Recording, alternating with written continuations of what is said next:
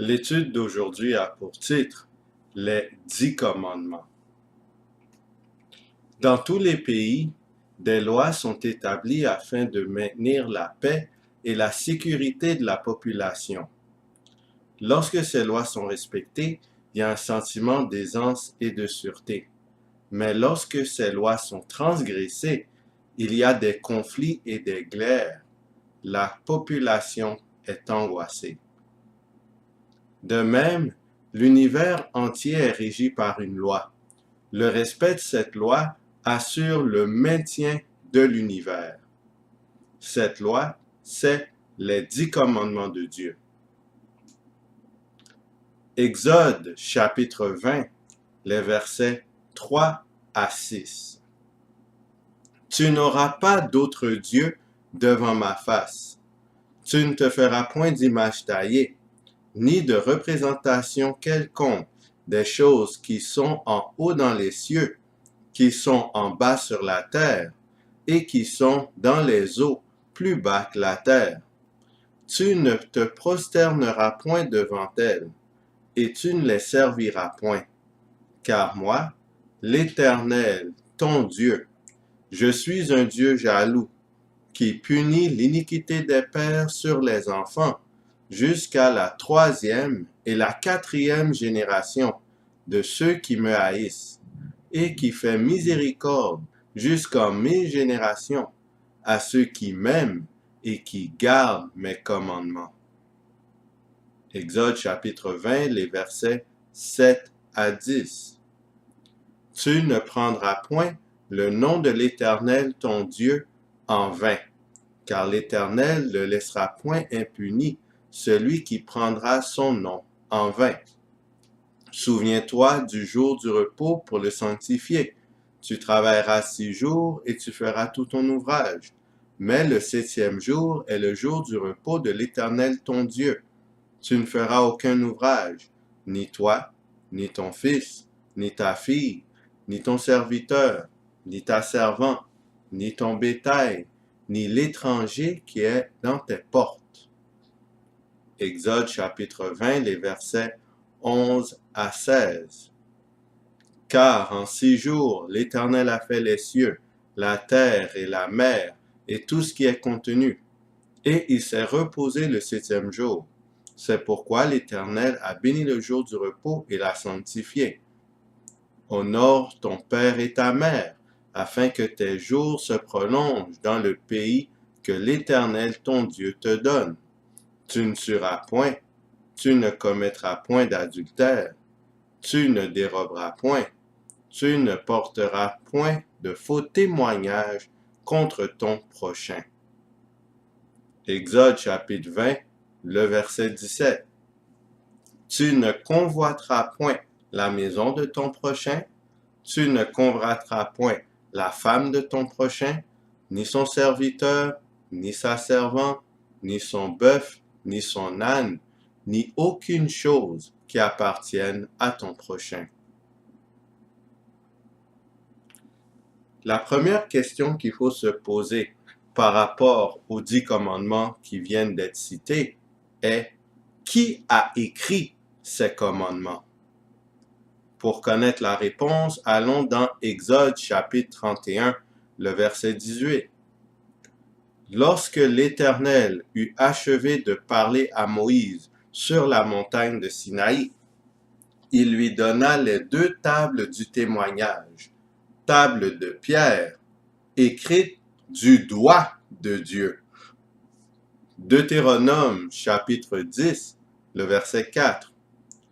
L'Éternel écrivit sur les tables ce qui avait été écrit sur les premières, les 10 paroles qu'il vous avait dites sur la montagne, du milieu du feu, le jour de l'assemblée, et l'Éternel me les donna. C'est l'Éternel lui-même qui a écrit les 10 commandements de son propre doigt. Il n'a pas remis cette tâche à Moïse ou à un autre être humain. Si Dieu lui-même a écrit cette loi, pensez-vous que des humains peuvent la changer? La réponse à cette question est clairement non. Maintenant, nous allons voir les 10 commandements par rapport au trône de Dieu. Exode chapitre 25, les versets 1, 10 et 16. L'Éternel parla à Moïse et dit, « Ils feront une arche de bois d'acacia. Sa longueur sera de 2 coudées et demie, sa largeur d'1 coudée et demie, et sa hauteur d'1 coudée et demie. Tu mettras dans l'arche le témoignage que je te donnerai. » Quel est le témoignage dont Dieu fait référence ici? Qu'est-ce qui est dans l'arche?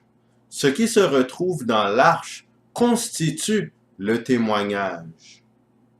Deutéronome chapitre 10, les versets 4 et 5. L'Éternel écrivit sur les tables ce qui avait été écrit sur les premières, les 10 paroles qu'il vous avait dites sur la montagne, du milieu du feu, le jour de l'assemblée. Et l'Éternel me les donna. Je retournai et je descendis de la montagne.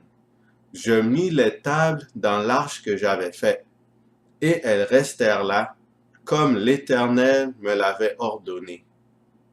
Ce sont les 10 commandements qui sont à l'intérieur de l'arche. Le témoignage constitue ainsi les 10 commandements. Maintenant, il faut se poser la question, où se trouve l'arche? Exode chapitre 25, les versets 17 et 18, ensuite les versets 21 et 22. Tu feras un propitiatoire d'or pur. Sa couleur, ou du moins sa longueur plutôt, sera de 2 coudées et demie, et sa largeur d'1 coudée et demie. Tu feras 2 chérubins d'or, tu les feras d'or battu, aux 2 extrémités du propitiatoire. Tu mettras le propitiatoire sur l'arche, et tu mettras dans l'arche le témoignage que je te donnerai. C'est là que je me rencontrerai avec toi, du haut du propitiatoire, entre les 2 chérubins placés sur l'arche du témoignage. Je te donnerai tous mes ordres pour les enfants d'Israël. Les 10 commandements sont à l'intérieur de l'arche. L'arche est en dessous du propitiatoire. Et Dieu lui-même vient rencontrer Moïse du haut du propitiatoire. Que signifie le mot propitiatoire? Dans la version King James de la Bible, le mot employé est mercy seat. Et le terme mercy seat signifie siège de la miséricorde. Psaume 47, le verset 9. Dieu règne sur les nations.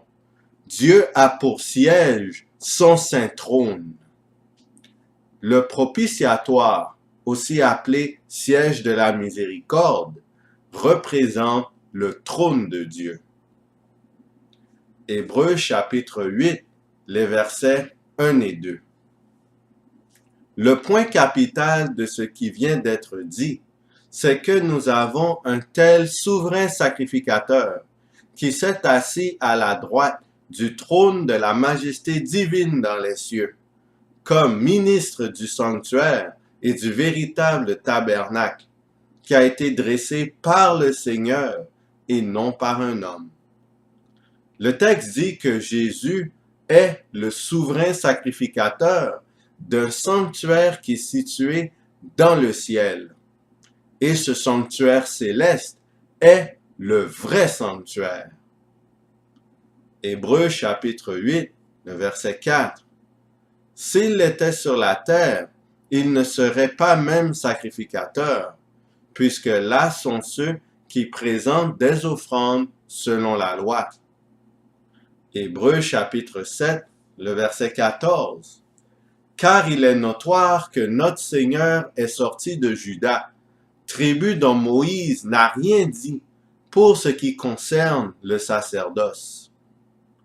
Vu que Jésus était sorti de Juda, n'étant pas de la descendance d'Aaron, il ne pouvait pas être le souverain sacrificateur du sanctuaire terrestre. Le titre de Jésus comme souverain sacrificateur n'est donc pas applicable au sanctuaire terrestre, mais bien au sanctuaire céleste. À quoi ressemble le sanctuaire céleste? Hébreux chapitre 8, le verset 5. Lesquels célèbrent un culte, image et ombre des choses célestes, selon que Moïse en fut divinement averti lorsqu'il allait construire le tabernacle. Et soin, lui fut-il dit, de faire tout d'après le modèle qui t'a été montré sur la montagne. Le sanctuaire terrestre est une copie du sanctuaire céleste. Ce qui est dans le sanctuaire céleste est également dans le sanctuaire terrestre. S'il y a un sanctuaire céleste, cela veut dire qu'il y a un trône céleste. Voici les éléments du trône céleste. Il y a le propitiatoire qui signifie siège de la miséricorde. Nous savons que Dieu est assis sur le propitiatoire. Il y a l'arche de l'alliance qui est située en dessous du propitiatoire. Et il y a les 10 commandements de Dieu qui sont à l'intérieur de l'arche. Ainsi, à la base même du trône de Dieu se retrouvent les 10 commandements. En effet, les 10 commandements constituent la base du gouvernement divin. Lisons Psaume 89, les versets 12 et 15.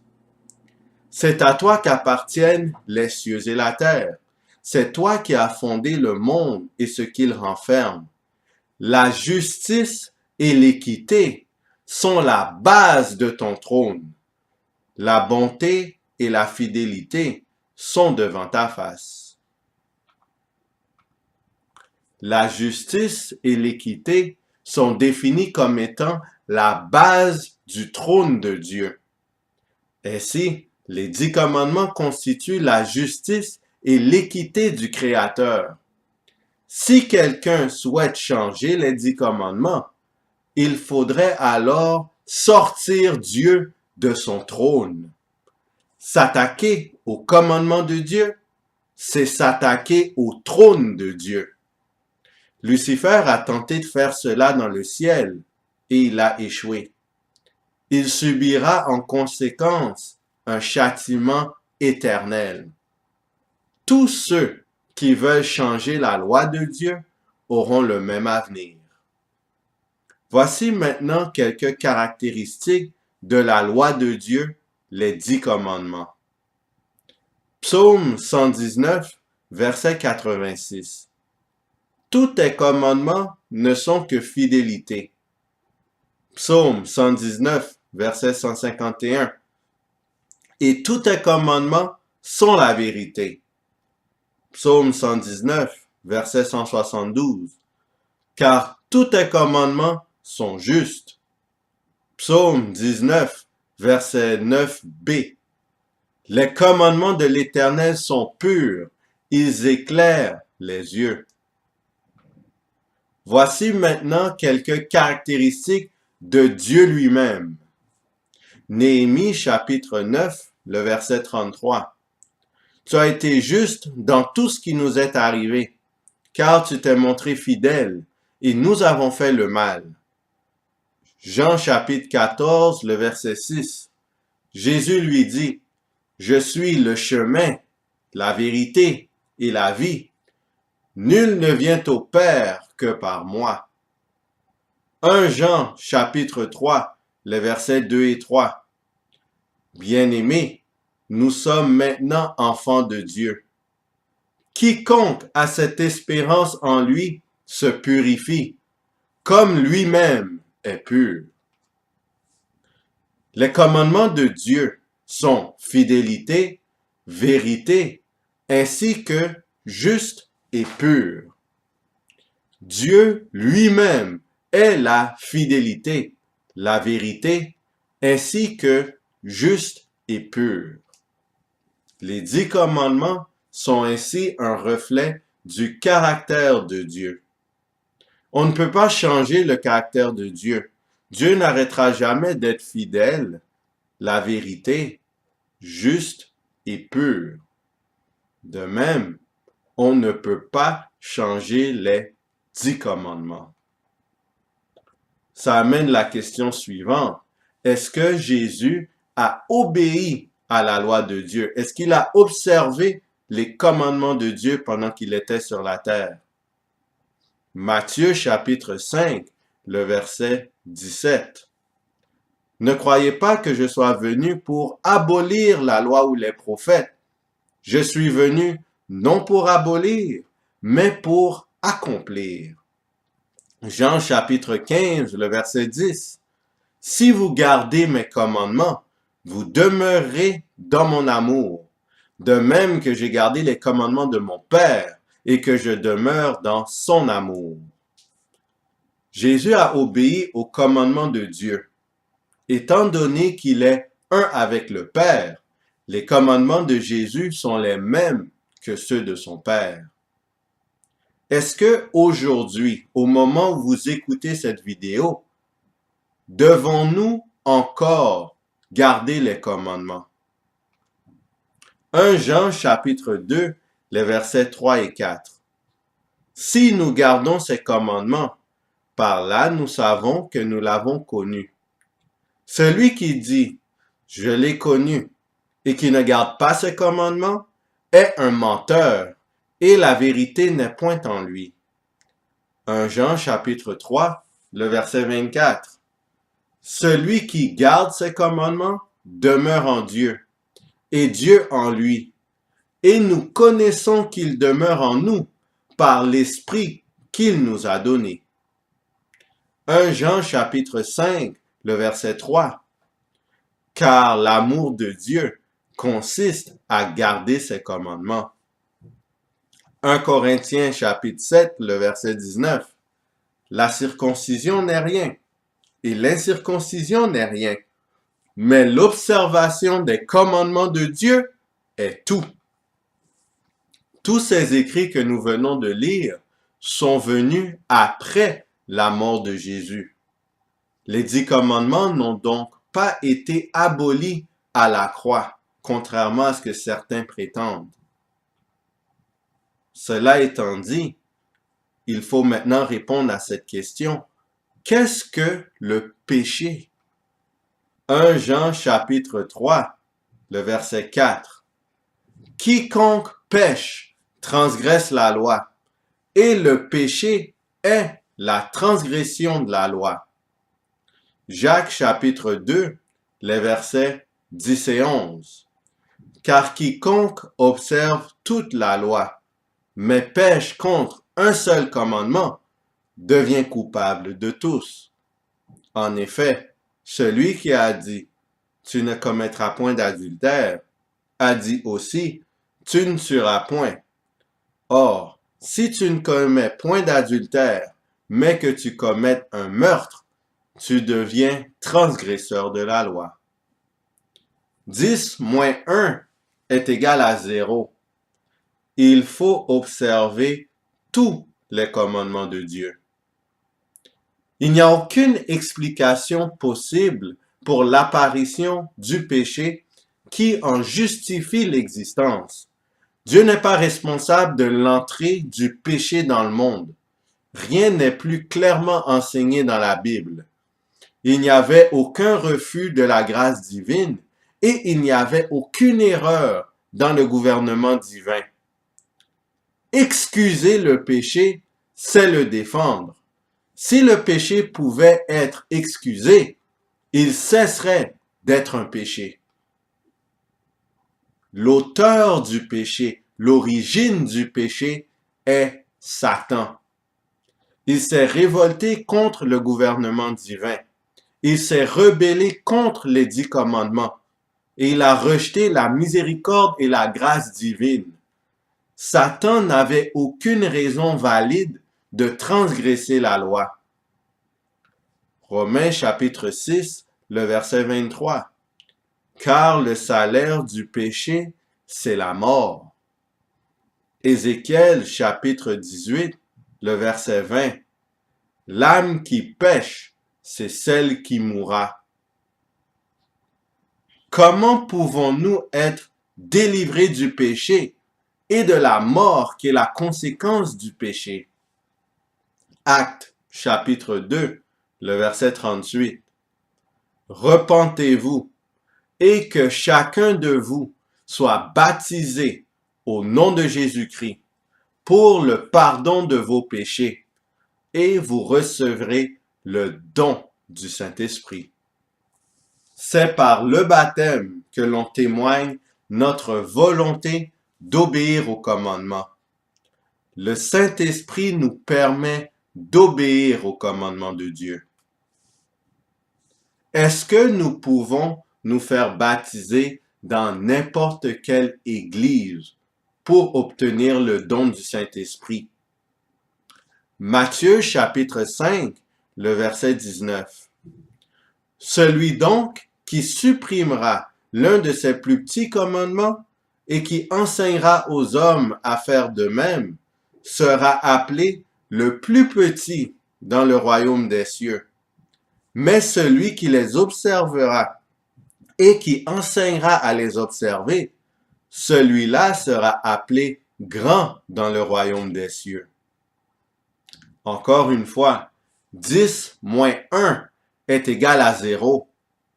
Il faut se faire baptiser dans l'église où l'on enseigne d'observer tous les commandements de Dieu. Apocalypse chapitre 12, le verset 17. Et le dragon fut irrité contre la femme, et il s'en alla faire la guerre au reste de sa postérité, à ceux qui gardent les commandements de Dieu et qui ont le témoignage de Jésus. Le diable ne s'attaque pas aux institutions religieuses qui n'observent pas les commandements de Dieu. Celles-ci lui appartiennent déjà, comme les démons lui appartiennent déjà. Nous devons tenir compte de ce fait lorsque nous choisissons quelle église nous fréquentons chaque semaine. Nous avons un choix à faire. Nous pouvons choisir le camp de l'agneau, ayant en tête que la loi de Dieu est immuable, ou nous pouvons choisir le camp du serpent, et nous avons à l'esprit que nous pouvons désobéir ou changer, modifier la loi de Dieu. Que le Seigneur nous porte à nous tourner vers les 10 commandements qui sont un reflet de son caractère et que nous cherchions à nous repentir pour recevoir le don du Saint-Esprit et que le Saint-Esprit dirige nos pas vers l'obéissance parfaite au commandement de Dieu, non par nous-mêmes, mais par la grâce en Jésus-Christ, par le moyen de la foi. Que le Seigneur nous garde.